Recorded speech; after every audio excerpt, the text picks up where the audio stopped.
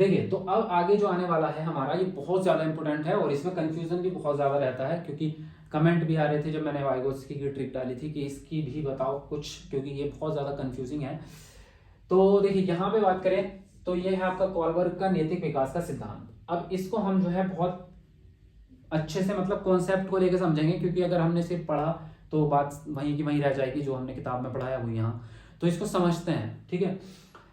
पहली चीज, नैतिक विकास क्या होता है वो समझते हैं। नैतिक विकास वैसे वर्ड तो हमने सबने सुना हुआ है, लेकिन फिर भी एक बार डिस्कस कर लेते हैं। अब नैतिक विकास जो होता है कि सही और गलत क्या है सामाजिक रूप से, ठीक है। सामाजिक विकास तो नहीं है ये, लेकिन यहाँ पे हम बात करते हैं अपने मूल्यों की, अपने जो हमारे मूल्य होते हैं, जैसे कि हम जिस समाज में रहते हैं वहां पे कुछ चीजें, कुछ नियम होते हैं कि इन नियमों के हिसाब से ये काम अच्छा है और ये काम बुरा है। जैसे कि चोरी करना बुरा है, किसी की मदद करना अच्छा काम है, तो ये हमारे मूल्य हो गए। बड़ों की इज्जत करना अच्छा काम है, तो ये हमारे मूल्य हो गए, रेस्पेक्ट हो गई। तो नैतिक विकास इन्हीं चीजों को माना जाता है, मतलब हमारा व्यवहार जो है वो अच्छा है या बुरा है, कैसा है, उन चीजों को डिस्कस किया जाता है, ठीक है। तो यहाँ पे इन्होंने जो सिद्धांत दिया है वो एज के हिसाब से इन्होंने डिवाइड किया है कि किस सिद्धांत, किस एज बच्चे की क्या सोच होती है नैतिक विकास को लेके, या सही और गलत को लेके क्या सोच होती है, इस पे डिपेंड है पूरा का पूरा, ठीक है। तो सबसे पहले तो इन्होंने ये कहा कि जन्म से 3 वर्ष तक कोई नैतिक विकास नहीं होता। बोल रहे हैं कि जन्म से लेकर 3 वर्ष तक नैतिक विकास की अनुपस्थिति होती है। नैतिक विकास से हम कोई उम्मीद नहीं रख सकते इन बच्चों से, क्योंकि इस टाइम पे जो है बच्चे को इतनी अकल नहीं होती, या इतना संज्ञान नहीं होता, या इतनी समझ नहीं होती कि वो सही और गलत में फैसला कर पाए। तो इसलिए इन्होंने कह दिया कॉलबर्ग ने कि इस एज में तो आपका अनुपस्थिति है नैतिक विकास की। ये प्रश्न भी यूपी टेट में आ चुका है, आई थिंक सी टेट में भी आया था कि नैतिक विकास की अनुपस्थिति वाली कौन सी स्टेज होती है, तो 3 वर्ष से पहले वाली होती है, ठीक है। तो स्टेज में कोई भी स्टेज नहीं होगी अनुपस्थिति की, अनुपस्थिति की होगी जन्म से 3 वर्ष तक की। उसके बाद आगे बढ़ते हैं। इन्होंने 3 अवस्थाएं दी हैं और 6 चरण दिए हैं, ठीक है। 3 अवस्थाएं हैं, 6 चरण हैं, यानी कि प्रत्येक अवस्था में 2-2 चरण हैं, और उनको चरणों को जो है हम लाइन से ही गिनते हैं, 1 2 3 4 5 6। इस तरह से नहीं कि 2 पहले के, 2 दूसरे के, 2 तीसरे के, ऐसे नहीं, बल्कि हम उनको लाइन से ही गिनते हैं। तो हम 3 अवस्थाओं की बात करेंगे, उसे बीच बीच में चरण बात करते रहेंगे। तो यहाँ पे जब शुरुआत होती है तो पहली बात हम ये करते हैं, एक कहानी सुनाता हूं मैं आपको, जो कि आपका कॉलबर्ग ने सुनाई थी। उन्होंने जो अपना एक पूरी स्टडी की है वो एक कहानी थी, उसके ऊपर इन्होंने स्टडी की है और तब ये सिद्धांत प्रतिपादित किया है। और वो ये थी कि एक व्यक्ति था जिसका नाम था हिंज। नाम नोट करो, हिंज, देखो यहाँ पे लिखा हुआ भी, ये हिंज नाम का एक व्यक्ति था जिसकी पत्नी बहुत ज्यादा बीमार थी और उसको जो है दवाई की जरूरत थी। अब वो दवाई जो है, जिस व्यक्ति ने दवाई बनाई थी, जो दवाई विक्रेता था या दवाई मेडिकल स्टोर वाला था, उसने खुद वो दवाई बनाई थी, और वो दवाई अगर उसको मिल जाती तो उसकी पत्नी बच जाती, और अगर वो दवाई नहीं मिलती उसको तो उसकी पत्नी मर जाती। इतनी कहानी समझ में आ गई कि हिंज की पत्नी बीमार थी और उसको वो दवाई चाहिए थी, लेकिन वो दवाई जो है अगर मिल जाती तो पत्नी बच जाती और नहीं मिलती तो मर जाती। लेकिन हुआ क्या, जब वो उस व्यक्ति के पास पहुंचा दवाई लेने के लिए, तो वो दवाई अपने उस दवाई के दाम से 10 गुना ज्यादा दामों में बेच रहा था। जैसे कि उसका 100 रुपए उसका मूल्य था, तो वो उसको 2000 रुपए में बेच रहा है, या 10, उसको जो है डॉलर में उन्होंने बात की थी, हम रुपए में कर रहे हैं, कि जैसे कि 100 रुपए में दवाई मिलनी थी वो उसकी कीमत, तो वो 2000 रुपए में दे रहा था। अब इतने पैसे उसके पास थे नहीं हिंज के, तो हिंज ने क्या है, पैसे इकट्ठे किए अपने दोस्तों से, रिश्तेदारों से, तो उसके पास 1000 रुपये हुए। वो फिर से गया उसके पास दवाई वाले के, उसने कहा कि भाई मेरे से आधे पैसे अब ले लो और आधे पैसे बाद में ले लेना, या फिर मुझे आधे पैसे में ही दवाई दे दो ये, क्योंकि उसकी ज़रूरत बहुत ज़्यादा है, उसकी पत्नी मर जाएगी। लेकिन वो क्या करता है, दवाई वाला, दुकान वाला, वो दवाई देने से मना कर देता है। तो भाई अब लास्ट रास्ता जो बचता है हिंज के पास, वो ये करता है कि वो रात को उसके दुकान तोड़ के और दुकान के अंदर घुस जाता है और दवाई को चुरा करके ले आता है, ठीक है, अपनी पत्नी के लिए। तो इतनी कहानी थी ये। अब इस कहानी के बेस पे उन्होंने ये कहानी अलग अलग एज ग्रुप के बच्चों को सुनाई और उनसे पूछा कि हिंज ने सही किया है या गलत किया है। तो अब यहाँ पे उनके जो ख्यालात, जो विचार आएंगे बच्चों के, उसी के बेस पे ये सिद्धांत उन्होंने बनाया है कि किस एज पे बच्चे के क्या विचार होते हैं, ठीक है। अब पढ़ते हैं। कहानी सुनाना इसलिए जरूरी था क्योंकि पूरी कहानी पे बेस्ड है ये पूरा का पूरा सिद्धांत। तो पहला जो स्टेज है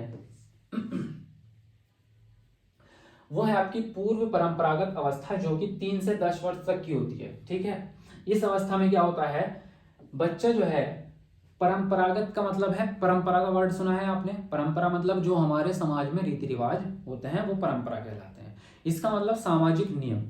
तो हमारे समाज में जो नियम होते हैं अच्छे और बुरे के, यानी कि ये काम अच्छे हैं ये काम बुरे हैं, तो उन नियमों से पहले की अवस्था है। उन नियमों को अभी बच्चा नहीं जाना है, समझा नहीं है, उन नियमों से बच्चों को फर्क नहीं पड़ रहा है, उससे पहले की अवस्था है। अब उससे पहले की जो अवस्था है, उस अवस्था में बच्चे के जो भी नैतिक कार्य होंगे या जो नैतिक एक्टिविटीज होंगी वो किन चीजों पर बेस्ड होगी।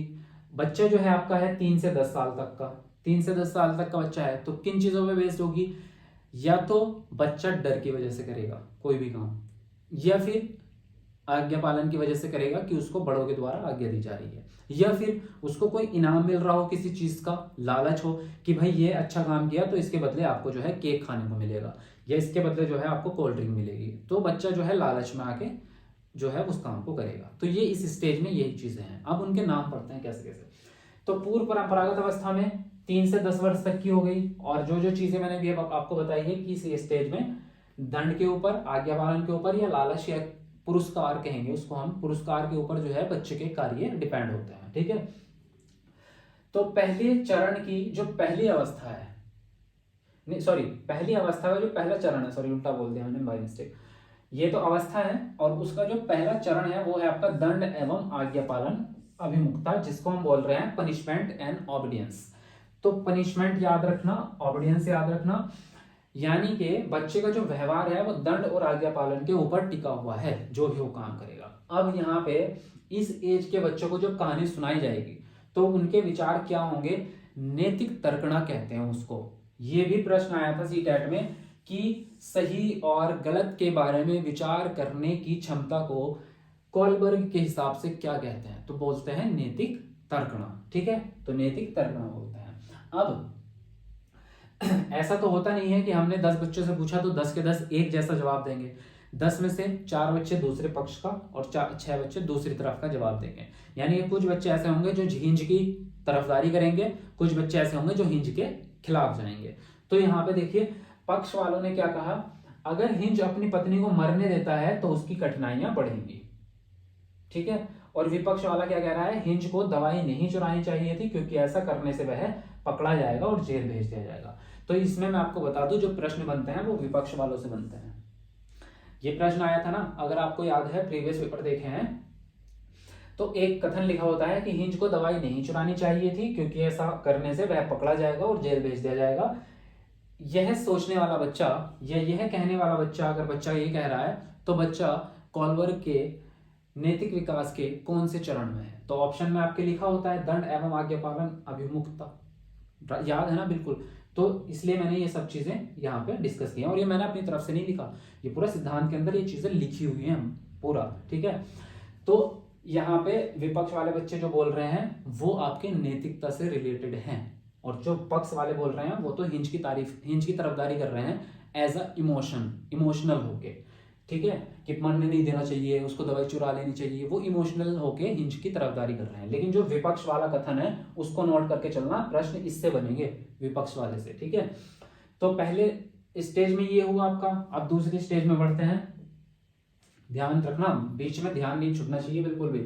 बी यानी कि दूसरा चरण जो है, पहली अवस्था का दूसरा चरण है आत्म अभिरुचि तथा प्रतिफल अभिमुखता, यानी कि सेल्फ इंटरेस्ट और रिवॉर्ड।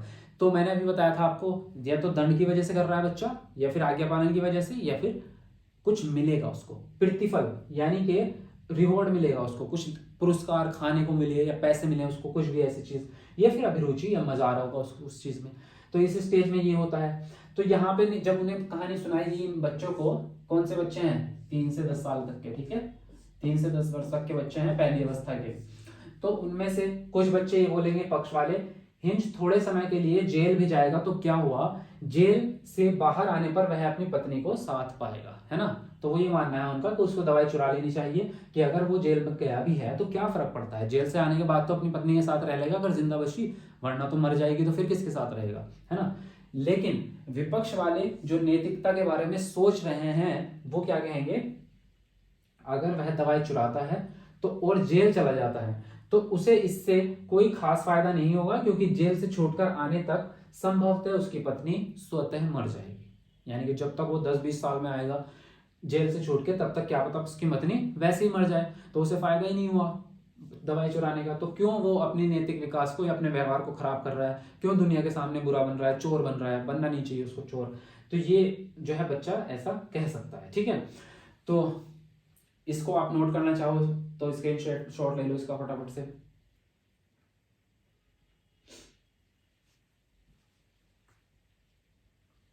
चलिए, तो एक अवस्था होगी हमारी कंप्लीट, है ना, और 2 चरण हुए उसमें। अब आती है हमारी दूसरी स्टेज, सेकेंड स्टेज, वो है आपकी परंपरागत अवस्था, जो कि है 10 से 13 वर्ष तक की। परंपरागत वर्ड से समझ में आ रहा है, परंपरागत मतलब जो हमारे समाज में रीति रिवाज होते हैं उनको बच्चा मानना शुरू कर देता है, ठीक है। समाज में जो चीजें, जो चलन है हमारा, वो उस चीज को बारे में मानने लगता है, उनको सही मानता है बच्चा, ठीक है। अब इसमें क्या है, इसमें पहला जो चरण है, सेकेंड स्टेज का पहला चरण हुआ, लेकिन टोटली माने तो ये तीसरा चरण हुआ, ठीक है, क्योंकि 2 चरण उसमें हो गए पहली अवस्था में, ये तीसरा चरण हुआ हमारा, ठीक है। तीसरा चरण क्या है, ये आया था भी 2021 के पेपर में, देखा है ना आपने, प्रीवियस पेपर पढ़ा है कि नैतिक विकास के, कॉलबर के नैतिक विकास में तीसरा चरण कौन सा होता है, तो अच्छा लड़का अच्छी लड़की, ये वाला होता है, ठीक है। अच्छा लड़का या अच्छी लड़की, यानी कि गुड बॉय और बैड, सॉरी क्या बोलते हैं मैंने, गुड बॉय और गुड गर्ल, वो गाना याद आ गया था। तो आगे है नैतिक तर्कना, जिसको हम बोल रहे हैं, जब कहानी बच्चों को सुनाई जाएगी तो बच्चे जो है क्या जवाब देंगे, ये क्या अपने तर्क रखेंगे उसके ऊपर। तो पक्ष वाले तो ये रखेंगे, अगर हिंज दवाई चुराता है तो कोई उसे बुरा नहीं कहेगा, परंतु यदि नहीं चुराता है तो उसका परिवार उसे अमानवीय पति जरूर कहेगा, यानी कि उसके अंदर इंसानियत नहीं है, ऐसा कहेगा उसका परिवार, कि वो अपनी पत्नी को बचा नहीं पाया, ऐसा वगैरह वगैरह। लेकिन जो वाकई में नैतिकता वाली बात है विपक्ष वाली, वो ये है कि सिर्फ दवाई विक्रेता ही नहीं, अन्य लोग भी हिंज को अपराधी समझेंगे, है ना। क्या बोल रहा है, क्योंकि यहाँ पे सामाजिक रूप से बच्चा जो है परंपराओं को मानने लगा है, जो समाज में सही और गलत माना जाता है सभी लोगों से। वो क्या कह रहे हैं कि सिर्फ दवाई विक्रेता ही नहीं, बल्कि लोग भी उसे अपराधी मानेंगे। इसका मतलब बच्चा समाज के बारे में सोचने लगा है। वहां तक क्या था, पीछे तक बच्चा सिर्फ खुद के बारे में सोच रहा था, लेकिन यहाँ पे समाज के बारे में सोचने लगा है। तो यहाँ पे क्या कह रहा है वो, कि दवाई विक्रेता पर्सनल नहीं, बल्कि सब लोग उसको गलत कहेंगे, समाज उसको गलत कहेगा, समाज उसको अपराधी मानेगा, ठीक है। तो ये बोल रहा है इस एज में। तो इसलिए अगर उसको अच्छा लड़का बनना है तो उसको अपराधी नहीं बनना चाहिए, है ना। तो अगर ये अच्छी लड़की, तो इसलिए इस स्टेज में वो आता है। तो अगर हम बच्चा जो है यहाँ पे कोई एक्टिविटी ये सोच के करता है कि समाज में उसे गलत ना कहा जाए, मतलब लोग उसको गलत ना कहें, जैसे कि फॉर एग्जांपल अगर हम बच्चों के हिसाब से लें तो दुकान से चोरी करना एग्जांपल ले सकते हैं, या अपने सहपाठी की पेंसिल चुरा लेना, ठीक है। कक्षा में है बच्चा और कक्षा में बच्चा जो है दूसरे की पेंसिल चुरा लेता है, तो वहां पे बच्चे क्या सोचेंगे इस एज के, कि आपको पेंसिल नहीं चुरानी चाहिए, क्योंकि जिसकी पेंसिल आप चुरा रहे हो सिर्फ वो बच्चा, वो आपसे नाराज नहीं होगा, बल्कि पूरी क्लास आपको चोर समझेगी, आपका टीचर भी और आपकी पूरी क्लास आपको चोर समझेगी। तो इसका मतलब क्या है, इसका मतलब यह है कि आप इस स्टेज में हैं, अच्छा लड़का और अच्छी लड़की। और अगर तर्क वहां पे ये आता है कि आप पेंसिल मत चुराओ वरना मैडम आपको मारेगी, समझ लेना, अंतर समझ पा रहे हो। अगर वहां पे पेंसिल चुराने पे बच्चा ये सोचता है, या उसका दोस्त उसको ये बोल रहा है कि आपको पेंसिल नहीं चुरानी चाहिए वरना टीचर आपको डांटेगी या मारेगी, तो बच्चा किस स्टेज में है, सबसे पहले चरण में, दंड और आज्ञा पालन वाले में, क्योंकि वहां पे दंड की वजह से वो मना कर रहा है। तो बच्चा फिर इतना नहीं होगा, 10 से 13 साल का नहीं होगा, फिर बच्चा 10 साल से छोटा है, इसका मतलब। तो यहाँ पे इस तरह से आप इन चीजों को समझेंगे। लेकिन सब फर्क फर्क समझ पा रहे हो आप, फर्क देखो। फर्स्ट स्टेज में क्या हो रहा है, बच्चा पर्सनल होके सोच रहा है, सिर्फ वहां पे अपने बारे में या अपने अपोनेंट के बारे में सोच रहा है बच्चा, वहां पे सभी लोगों के बारे में बच्चा नहीं सोच रहा है, ठीक है। सिर्फ वो ये सोच रहा है मुझे दंड ना मिल जाए, इसलिए वो बच्चा जो है उस काम को नहीं कर रहा है। लेकिन यहाँ पे क्या है, यहाँ पे बच्चा जब बड़ा हो गया 10 साल से, तो बच्चा ये कहेगा कि आप ये गलत काम इसलिए मत करो क्योंकि सब लोग आपको गलत कहेंगे, फिर जो जितने भी क्लास में बच्चे हैं सब आपको चोर समझेंगे, आपसे बात करना छोड़ देंगे, ठीक है। तो यहाँ पे ये चीज समझने की है। तो चलिए, ये हुई आपकी थर्ड स्टेज, यानी कि सेकेंड अवस्था चल रही है आपकी, सॉरी तीसरा चरण हो गया आपका, है ना। तो सेकेंड स्टेज चल रही है हमारी, इसमें एक चरण और है, हर अवस्था में 2 चरण है। तो दूसरा चरण जो है वो ये है अधिकार संरक्षण अभिमुखता, लॉ एंड ऑर्डर ओरिएंटेशन। तो यहाँ पे देखो अधिकार संरक्षण तो ठीक है, लेकिन यहाँ पे कई बार जो है शब्द बदल देता है, लेकिन वहां पे सिर्फ एक वर्ड जो है वो ये रहता है, जो अधिकार है ये वर्ड रहेगा और लॉ रहेगा। लॉ मतलब कानून, लॉ एंड ऑर्डर मतलब कानून। तो इंग्लिश वाला तो आपको समझ में आ ही जाएगा, हिंदी वाले में भी ये चीज याद रखना, अधिकार की बात हो रही होगी या कानून की बात हो रही होगी। कई बार कानून वर्ड यूज करता है यहाँ पे, कानून संरक्षण अभिमुखता इस तरह के वर्ड यूज होते हैं। तो यहाँ पे कानून यानी कि लॉ एंड ऑर्डर की बात हो रही होगी इस चरण में, ठीक है। तो जब इस चरण वाले बच्चे को आप ये हिंज की कहानी सुनाते हैं तो उनके जवाब क्या आते हैं, सुनिए। यहाँ पे पक्ष वाले बच्चे बोलेंगे कि हिंज को दवाई चुरानी चाहिए क्योंकि उसने पत्नी से जान बचाने की कसम खाकर शादी की है, ठीक है। ये तो हुआ उसकी तरफदारी वाले। लेकिन नैतिकता वाला क्या हुआ, विपक्ष वाला, यद्यपि पत्नी की जान बचाना फर्ज है, फिर भी हिंज को समाज के नियमों का कठोरता से पालन करना चाहिए। क्या बोल रहा है कि पत्नी की जान बचाना जरूरी है, लेकिन फिर भी हिंज को क्या करना चाहिए, समाज के नियमों का कठोरता से पालन करना चाहिए। यानी कि पेंसिल की जरूरत तो है बच्चे को, लेकिन उसे चुरानी नहीं है, उसे क्लास के नियमों का पालन करना है, क्लास में जो नियम बनाए गए हैं उनका पालन करना है। इसी प्रकार से समाज में जो नियम बनाए गए हैं उनका पालन करना चाहिए। इस स्टेज के बच्चे आपसे ये कहेंगे, ठीक है। तो यहाँ पे दोनों स्टेज समझ में आ गई आपको। फर्स्ट स्टेज में क्या हो रहा है, बिल्कुल रिवीजन करके चलें इसको अभी अभी, ठीक है।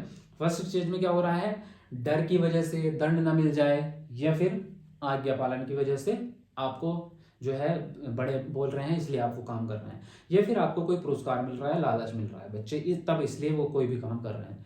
जब हम दूसरी स्टेज में आए हैं तो दूसरी स्टेज में क्या हो गया, समाज आपको गलत ना कहे इसलिए वो काम मत करो, या फिर समाज के जो नियम हैं, जो दायरे हैं उसके हिसाब से काम करो। दो चीजें हो गई, एक तो ये हो गया कि आपको समाज बुरा ना कहे, इससे पहले वाले में यही है ना, अच्छा लड़का अच्छी लड़की वाले में कि समाज आपको गलत ना कहे, आप इज्जत खराब मत करो अपनी इसलिए वो काम मत करो गलत वाला, या फिर जो आपके समाज में दायरे बने हुए हैं, जो सामाजिक नियम बने हुए हैं उनका पालन करो आप। तो दूसरी स्टेज ये हो गई। अब तीसरी स्टेज पे आते हैं, तीन ही स्टेज है इनकी कॉल पर की। तीसरी स्टेज क्या है, परंपरागत स्तर है, जो कि 13 वर्ष से ऊपर तक का होता है। यानी कि अब जो है जो परंपराएं हैं, जो हमारे सामाजिक नियम है, होता है ना हमारे हर समाज के नियम बने होते हैं, समाज के नियम भी जो है वो जगहों के हिसाब से बदल जाते हैं। जैसे कि हम बात करें हिंदुस्तान का समाज और आप बात करें अमेरिका का समाज तो अलग अलग है। यहाँ पे कुछ चीजें ऐसी हैं जहाँ पे वहां पे तो ओपनली आप कर सकते हैं, लेकिन इंडिया में नहीं कर सकते। जैसे कि वहां पे आप गर्लफ्रेंड बॉयफ्रेंड कुछ भी कर सकते हैं, रोड पे भी, तो कुछ भी का मतलब बहुत कुछ नहीं, मतलब फेयरली, तो यहाँ पे इंडिया में नहीं कर सकते। जैसे कि आप जो है यहाँ पे हम बात करें तो सड़कों पे कहीं भी जो है लोग खड़े होके और एक नंबर करने लग जाते हैं, तो वहां पे आप बिल्कुल नहीं कर सकते।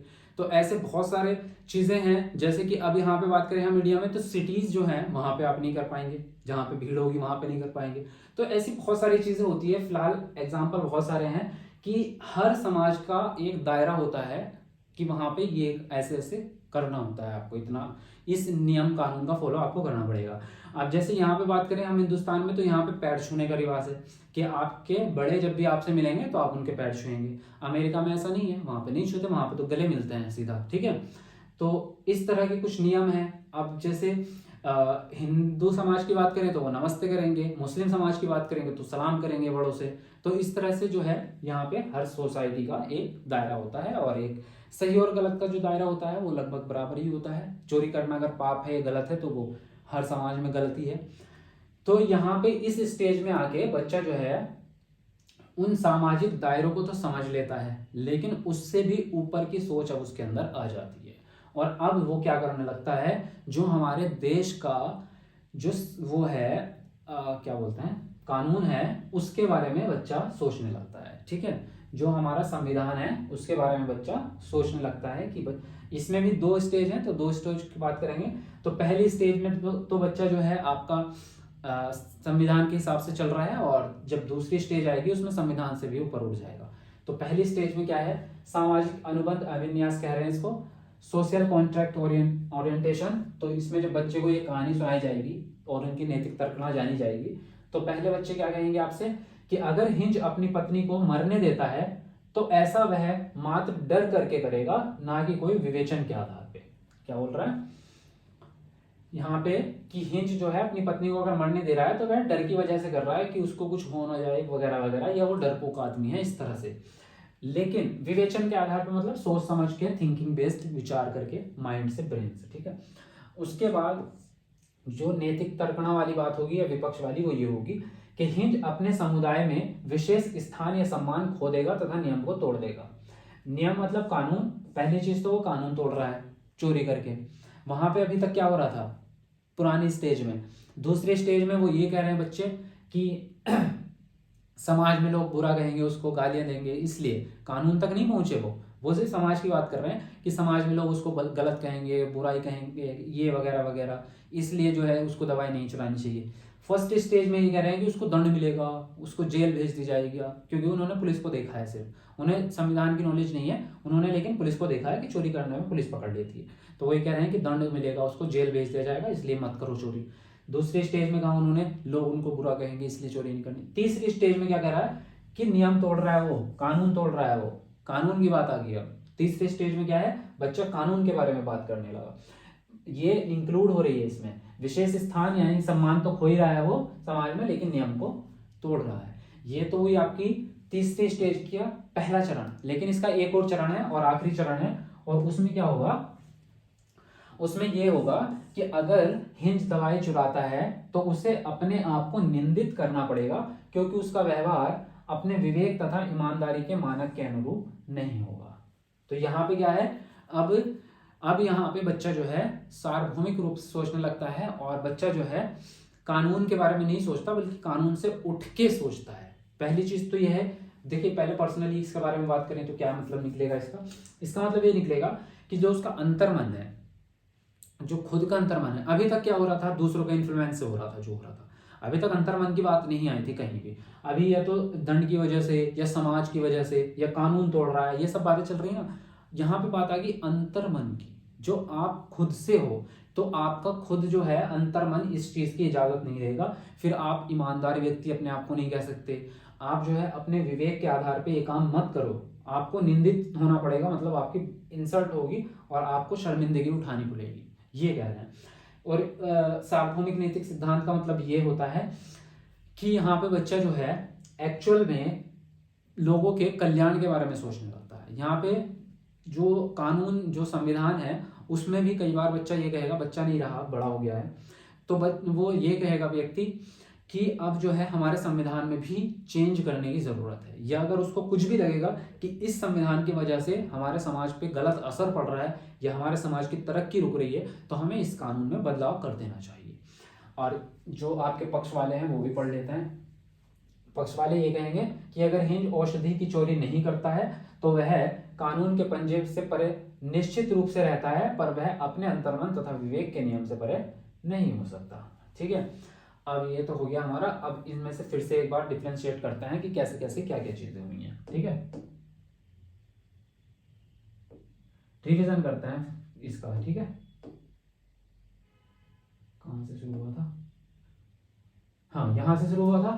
तो देखिए पहली स्टेज में, पहले अवस्थाओं की बात करेंगे, यहां पे लिखता हूं मैं। पहली स्टेज में 1, 2 और 3 अवस्थाएं हैं। ठीक है, पहली अवस्था में क्या हो रहा है, पहली अवस्था में दंड की वजह से आज्ञा पालन या पुरस्कार, इसकी वजह से जो भी वो काम हो रहा है, इसकी वजह से हो रहा है। ठीक है, दूसरी स्टेज में क्या हो रहा है, लोगों की वजह से, समाज गलत ना कहे,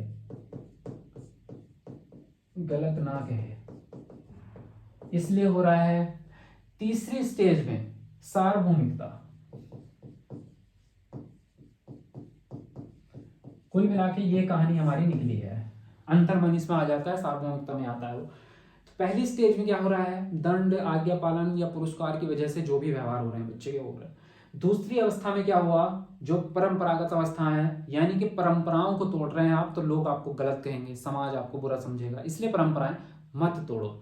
तीसरी स्टेज में आके बच्चा जो है वो सार्वभौमिक बारे में सोचने लगता है और आपका कानून के बारे में सोचने, कानून नहीं क्या कह रहे हैं, संविधान के बारे में सोचने लगता है। ठीक है, तो अब आई थिंक मुझे लगता है आपको समझ आ गया होगा। बाकी इसका स्क्रीनशॉट आप ले लो